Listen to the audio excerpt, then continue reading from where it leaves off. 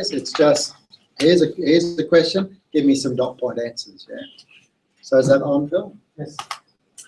Okay, so we're sliding from planning into marketing, and this is probably the first thing, and it's a little bit related to what we've already done in terms of our target market. It's a little bit related to our target market. Once I get applied.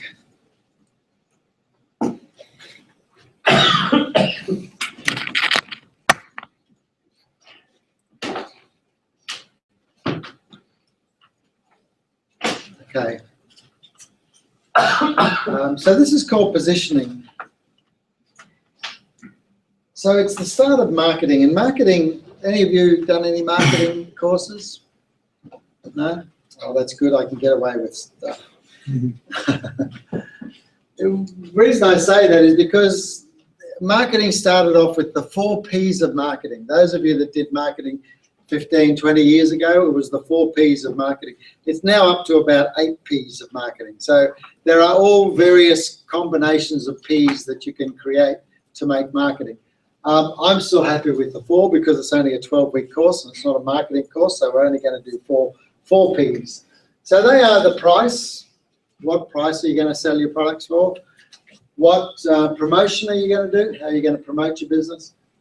What place? How are you going to distribute your product? Are you going to do it from a physical or online? How are you going to communicate with your customers? The place.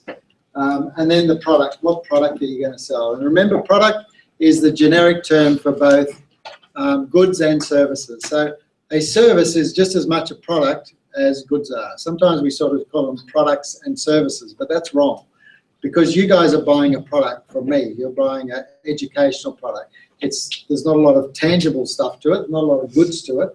It's mostly digital, or it's mostly a service that's being provided.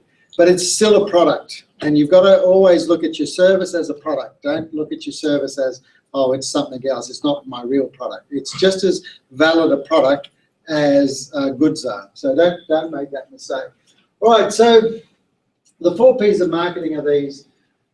So when we're talking about products, we're talking about, again, saleable goods and services. And when we're talking about what components, it's the quality, the design, the features, packaging, that sort of stuff.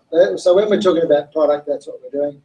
Place is the distribution, location, methods of getting the product to the customer. Sometimes it's the shop front, the distribution, logistics via the internet. Price is the price setting, what discounting are you going to offer, what credit terms you're going to do. All of that's around the price model. And promotion, how do you communicate the benefits and the value to your customers? Advertising, direct marketing, and so forth. So they're the 4 Ps, and we will basically go through those over the next couple of weeks, or the next week, I would say. So I want to talk to you about commercialization. And so this is where we're starting to move from finding someone that's enthusiastic about our product to some return on investment, finally.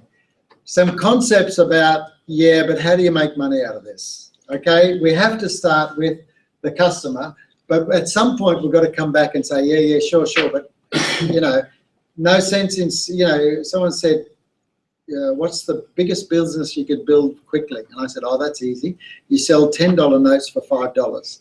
That is a huge business, isn't it? Overnight, you've got the biggest business on the planet, but you've gone broke real quick, haven't you? So it's not a matter of making sales. It's a matter of whether you can make sales and make a profit out of them. So that's called product commercialization. When you look at the dictionary, it's an interesting definition, and the one that we're going to feature a bit now. So when we talk about commercialization, it's to apply methods of business for profit. We all tick that box, don't we? And to make profit, it's to exploit or to make chiefly for financial gain. And that's really clear, you know, that's what commercialization is. But the next part is the most important part of commercialization, this bit, to sacrifice quality for profit. Yeah, now, let me explain that. Most of you are going to come to me with an idea that it's just such good quality. Pete, we are going to do something it's the top. It's the best product that you can possibly get. It's the best service that you can go and get. And when you're talking to me like this, I'm getting very concerned because I'm not seeing profit. I'm seeing someone selling $10 notes for $5. We've got to, if we're going to make money out of this thing, we actually have to sacrifice quality for profit. I'm going to actually ask you, well, how are you going to make profit? What are you going to sacrifice? Oh, we're not going to sacrifice anything. We're going to be 100% on everything. Well, I said, you'll go broke. You can't make money being 100% quality on everything. You have to decide what you're going to sacrifice, because if you don't, you're just going to go broke. Everything that you do at a high quality level costs. And if your whole product or your whole product and service is the highest possible quality, you won't have a product unless you're selling to a rich multi-million Arab or someone, you know, with an oil well. You know, you're going to struggle because you won't be able to charge enough to recover your costs. So I don't know whether it's a great analogy or not, but there's 100% quality. There's something that nothing's been lost, but it's pretty useless, isn't it? You try and open anything with that particular key. But with the right sort of crafting, you end up with quality sacrifice. But I'm sort of thinking a quality that's sacrificed actually is going to be useful now. We've sacrificed the quality of that key. It's a pretty poor illustration, but now it can do something. It can actually open some doors. And what I'm trying to say here, commercialization has as much to do with what you remove from your offer as it is what you're likely to provide in a positive way. So this is a new concept for most of you. When I say you've actually got to not provide the best quality product, you actually have to find what part of your product is not going to be at the best quality. Some of the things, as I'll see in a minute, probably here, or some of the things that I'm going to talk to you about, you're going to excel at. Some of the things you're going to do, you're actually going to just meet the market. Some things you're going to do, you're actually not going to even offer. Some things you're going to do, you're actually going to do at the most minimal level. You're not going to do it at quality. And the reason you're going to do that, because you want to make profit out of this thing. Because if everything is high quality, you go broke, guaranteed. So Bill Cosby said this, and I like it. I don't know what the secret of success is, but he says, but I do know what the secret of failure is. It's trying to please everyone. You know that 100% quality? You try and provide 100% quality for everyone, well, you're just going to go broke. You're going to go broke because no one will be happy with you. You know, the craziest thing about it is when you try to please everyone, you actually please no one. Commercial success is about how you're going to specialize. I want to know about your specialization. Using Philip's fishing story, and he taught me this big time. You know, I thought fishing was just a line and a hook and any old bait and throw it in the water and you catch things. And what I found after fishing with him is if you fish for anything, you get nothing. You try and fish, you just go down the beach, hook up anything, throw it in there, you get nothing. So then he taught me about flathead, and he said, flathead, you've got to have this trace, very thin line, put this particular pilchard on, catch it in this particular way, and I fished at exactly the same spot and caught 3 flatheads. I thought, isn't that interesting? The same place with the wrong setup, or I was fishing for everything. I said, I don't care what I catch, I'll just put some stuff on the line and catch it. I didn't catch anything. But once I went specifically after something, that's what I got from exactly the same space. So targeting is the key to commercialization, that really specific targeting, as we've talked about tonight. So to target the thing that you're after, you've actually got to say no to stuff. And this is the concept I'm trying to introduce tonight, is that you actually have to not be the best at some of the things you're going to do. You have to decide which ones they are. Because why? Because we're trying to create a commercial successful business. We're not running a charity that's got, or we're not trying to run a organization that's got all this money that we're just trying to give away. They don't have to care about commercialization. If you are going to have a commercial business, in other words, one that makes money, I want to know about the things you're not going to provide. I want to know about the things you're going to do at less than the market accepted level. And then I'm also going to say, but what are the things you're going to excel at? Because that's the thing that you're going to excel at, is the thing that you're using to target that customer that you just described before. Just another thing on when we're talking about products, we need to understand that there is both commodity type products on a scale, and there's experience type products on a scale. And so when I'm talking about commodity products, these are usually the ones that are owned by the big guys. They've already moved into this space, they own them, they have massive plants. They're typically high volume, big business run the commodities. They're really focused on economies of scale, in other words, producing mass amount to bring the unit cost down. And they mostly relate around goods. So can you think of what would you go into the supermarket? Well, what are the commodity products in a supermarket? What would you say is mass produced, designed for the lowest possible cost? Bread, milk. Bread, milk. Yeah, these are commodity products. And usually the big players, you go and look behind the big players on any of those commodities, you'll find a big business. There's no niche businesses in commodity type products. Experience type products is a different area again. It's usually niche. It's usually small to medium enterprise. It's usually built on margins, big margins, not tiny little margins, because commodity products usually have very low margins. And those poor people that try and make money out of a $2 litre or $2 litre of milk, I've got no idea. $2 for 2 litres, isn't it? Yeah, $1 a litre. How does the value chain make money out of that, you know? That cow must be just pumping. I don't know. Usually it's built on marketing or around services. They're the things that it's usually built around. In our business, we're going to be targeting experience.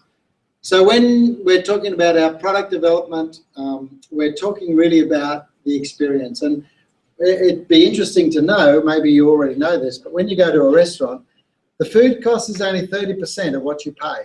When you pay that bill, only 30% goes to the food. The rest of it goes to the service. You're actually buying a service when you go to a restaurant. You're spending twice as much on the service as you are on the food. And you know, sometimes we forget that. And sometimes we go in and we say, oh, the food this and the food that. That's not what they're selling. They're actually selling a service. And so every business from IKEA, which is mostly goods, all the way up to I don't know, an educational product an online educational product is full service. There are no goods relating to an online educational product. So that sits at the high service end. So all I want you to know is that there is this goods and services in a product, and you need to decide where your product fits. And I would like to see more towards the experience side and less towards the commodity side. You go towards the commodity side, there's tight margins down there. You're playing with the big guys down there. So I'm looking for a product that tries to make its money out of its service. And we'll talk a bit more about that when we get into product development. Okay, so commercial success is targeting. We take that metaphor of the key again, and this is what we do. I want to know, in that key, what are you going to excel at? What parts of your offer are you going to be the best in the market at? What are you going to lead the market? What is going to be your trademark? This is what we're not compromising on. This is what we do. Then there's obviously some things you've got to do that just make you the business that you are, either in your product assortment or your service. You just do it, but you only do it at the just to meet the market. You're not trying to excel at the market. You're not trying to do less than the market. You're meeting the market. But most importantly, I want to know what you're not going to do. I want to know in your service that you're not going to do. Just reciting our last business, we didn't do table service. We didn't do it. I know customers would like it. We just didn't do it. We didn't offer it because our commercialization existed on the fact that we didn't do commercial. We didn't do that. We then featured other things. We were very fast and convenient. So we were the best in the street in the fastest sandwich and coffee you could buy. We were the best in the street. Table service, we were hopeless. We were the worst in the street. And that's how we built our business model, because we built it to make profit. We didn't build it to then not only do this part and also that part. We actually decided what we wouldn't do or what we would offer at a very minimal level. So matching your offer to a targeted customer's expectation will open the doors to engagement and profits. Yeah. So when we scale this, and this is what's called positioning, and we're going to do an exercise in a minute about how we do this positioning, and you'll see how businesses do this positioning. I want to hear about your particular idea, how you're going to meet those three things. And I'll give you a list of about 20 or 30 things that you could excel at. I want you to pick the things you're going to excel at, the things you're going to just meet the market, and things you're not going to offer. So, and for each one of your business models, they'll be different, mostly because of your target customer. that customer you described before are not going to be interested. You're offering a product that they're not going to buy or a service that they're not interested in. So let's look at this. We all laugh when we say we shopped at McDonald's. Phil. No one wants to own up to eating at McDonald's, do we? Because those gherkins and that. But we